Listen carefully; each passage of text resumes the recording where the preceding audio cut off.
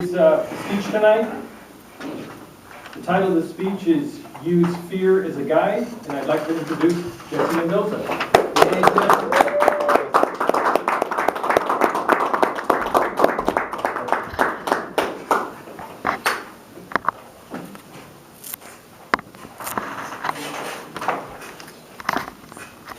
Fellow Toastmasters, guests, fear holds us back from reaching our potential. Everybody has their own set of fears.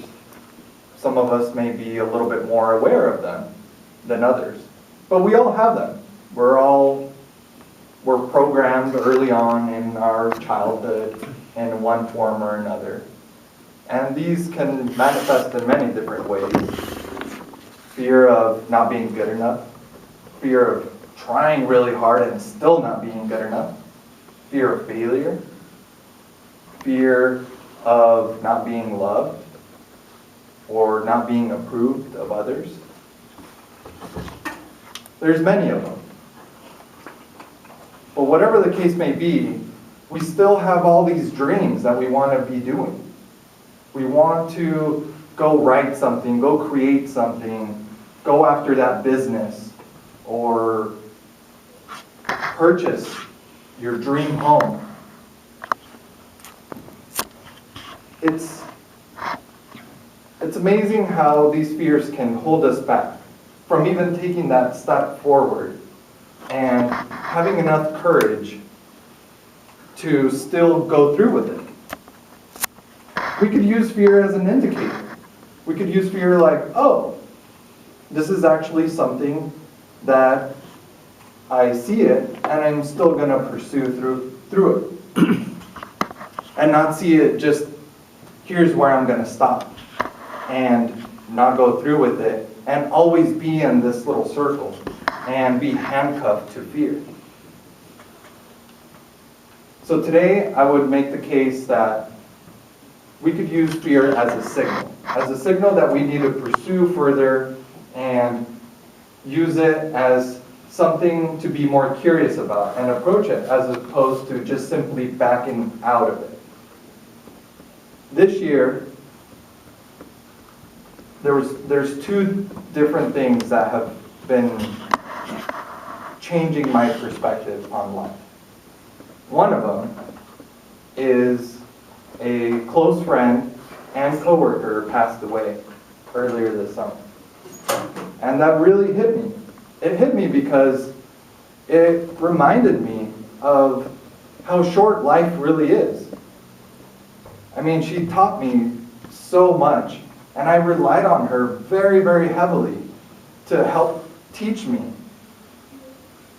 As I grow in my new role for the past 2 years, there's just so much to learn, and she had over 20 years of experience. And now I don't have that. I don't have that opportunity to go ask her for more questions. So to me, it really shined a light on my own potential and how that's going to be moving forward.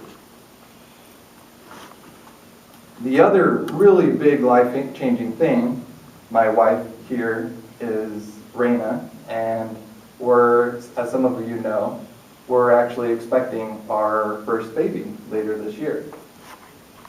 And as I think of my own potential, I think about what kind of person I want to be. The husband, the father, the brother, the son, and reaching my own potential. And how do I go past my own fears, my own insecurities, and still push forward with courage. Even though I'm scared, I may be scared to be up front, up here, in front of people. But I still had to hack my own way to make this happen. To rejoin the club after my 2 or 3 year hiatus. I looked at my manual and it's been about 4 years to the day since my first icebreaker speech. And that just blew my mind because I feel like I've grown so much. And how did I get myself to be in this position?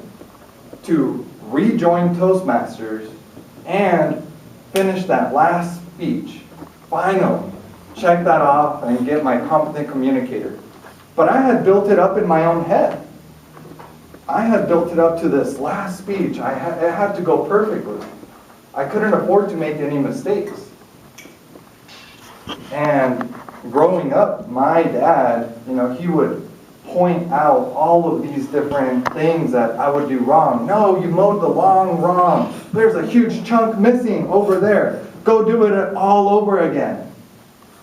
And I would be so mad because I just got done in the hot summer heat and pushing the lawnmower. And I just had been replaying those fears of making mistakes. And I had to recognize that, what was I fearing? What was the underlying truth behind this fear? Was it a founded fear? Did it have any credibility? What was it really behind it? So what I did to hack myself and get myself to this position, I had to reconnect with my reason why. Why did I want to get back in here? What was the big reason? I wanted to dive into my own strengths. I wanted to realize my potential. I don't want to live till 80, 90, 100 years old and live with regrets.